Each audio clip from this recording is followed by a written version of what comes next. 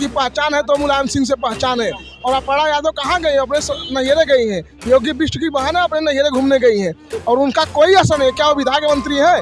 उनकी पहचान मुलायम सिंह यादव, अखिलेश यादव से है जी की वो एक बड़े परिवार की बहू है, उनकी पहचान नहीं है। पार्टी अपने परिवार को अब नहीं बचा पा रही है, वो प्रदेश को क्या बचा पाएगी। और इससे पहले भी देखा गया है, गुंडा यहाँ से साफ हो गए इन 5 वर्षों में, अपराध मुक्त समाज स्थापित हो गया। और ये भारतीय जनता पार्टी की सबसे वो तो वो कह रहे हैं, लेकिन वो कह रहे हैं कि अपर्णा यादव कुछ ना विधायक है ना मंत्री, तो क्या ही फर्क पड़ेगा। नहीं, मुलायम सिंह यादव की बहू है, इतना आप जानती हैं ना। और एक बहू आ गई भाजपा में तो बता रही कि हमारा परिवार अब हमको नहीं बचा रहा है। हाँ, तो ये भी है 300 यूनिट बिजली फ्री देने की बात कर रहे हैं। वो जितनी भी वो तो उनके पास उनका पिछला इतना पैसा कई हजार करोड़ उनका जमा हुआ है, अपने घर से ही निकाल लेंगे।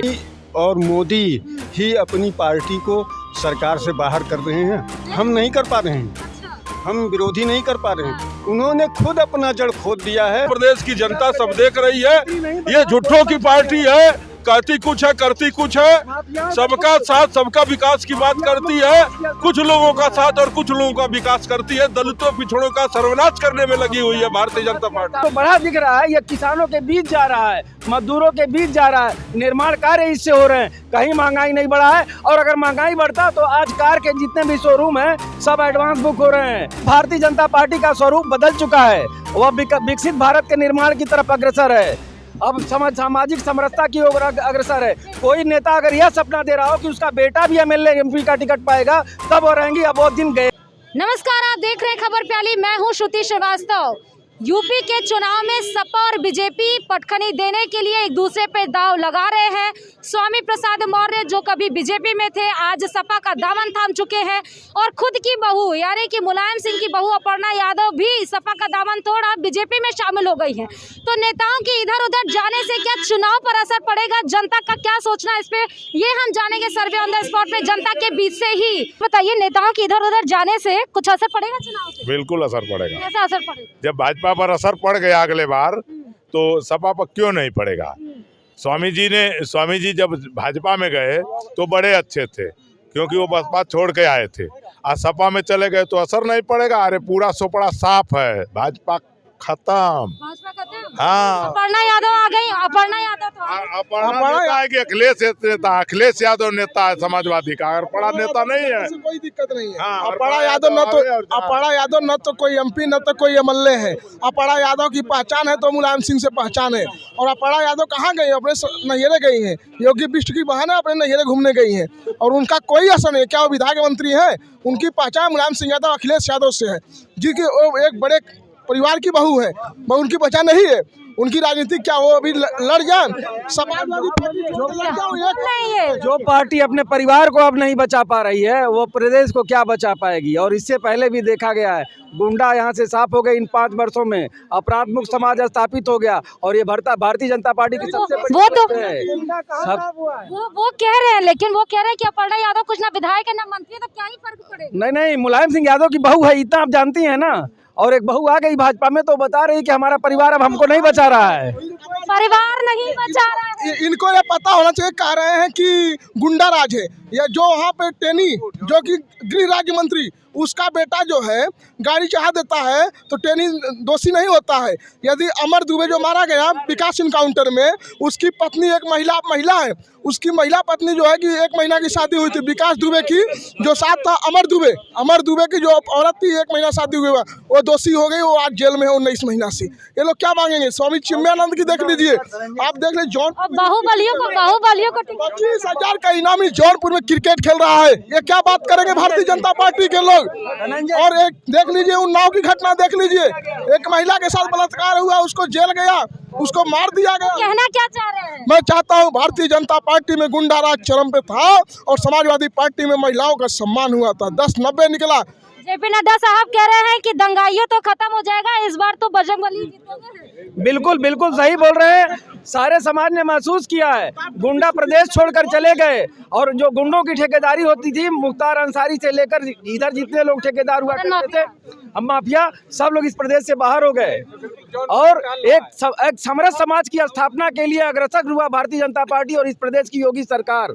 और इसने एक विश्वास की स्थापना की है, सारे समाज में इसने स्थापना किया। राहत वाला अपने लेकिन ये भी तो सुनिए सवाल तो ये भी है 300 यूनिट बिजली फ्री देने की बात कर रहे हैं। वो जितनी भी वो तो उनके पास उनका पिछला इतना पैसा कई हजार करोड़ उनका जमा हुआ है, अपने घर से ही निकाल लेंगे और घर से ही दे देंगे। लेकिन प्रदेश में राज्य की स्थापना हो, सरकार की स्थापना हो, सुमित सरकार की स्थापना हो, इसके लिए जरूरी है जवाबदेह सरकार। जवाबदेह सरकार भारतीय जनता पार्टी दी है, जवाबदेह सरकार योगी जी दिए हैं और कोई फर्जी वादा नहीं करेंगे। जो वादा करेंगे वो निभाने का काम करेंगे, 5 वर्षों में निभाया है। ठीक है, क्या असर पड़ेगा इधर से उधर जाने पे किसी का?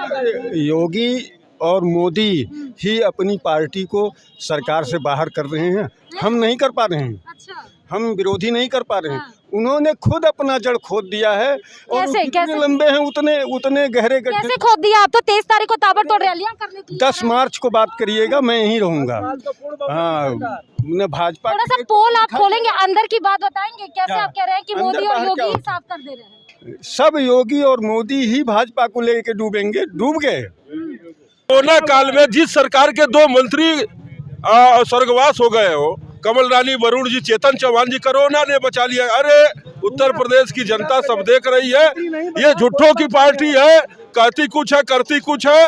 सबका साथ सबका विकास की बात करती है, कुछ लोगों का साथ और कुछ लोगों का विकास करती है। दलितों पिछड़ों का सर्वनाश करने में लगी हुई है भारतीय जनता पार्टी। लेकिन योगी जी कह रहे हैं आपके मुफ्त बिजली पे कि पिता ने तो बिजली के मारे परेशान किया, अब बेटा पावर हाउस बन गया है। ऐसा है कि श्री योगी आदित्यनाथ जी को मोदी चुनाव हरा रहे हैं।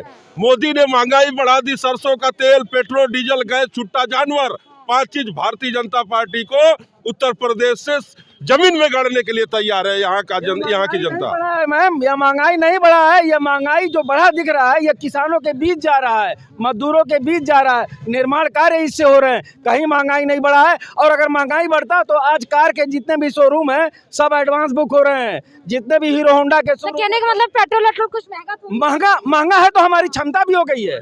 जनता की क्षमता, परचेजिंग कैपेसिटी बढ़ी है। पतियों की सरकार है। पूरे देश की 90% जो है कि जनता की आबादी और धन 10% लोगों के हाथ में है। हाँ, अडानी अंबानी इस देश को के हाथ में है, वह दारा चौहान के हाथ में बनाना चाहते हैं, मजबूर बना करके इस देश को गिरवी रखना चाहते हैं।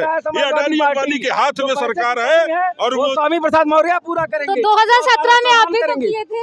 नहीं, हम 2017 में आप भी तो किए। कहीं ऐसा नहीं हुआ। कहीं हम जो लोग उनको चिन्हित कर रहे हैं, अभी बेटे के लिए आया होगा पार्टी में। अब भारतीय जनता पार्टी का स्वरूप बदल चुका है, वह विकसित भारत के निर्माण की तरफ अग्रसर है।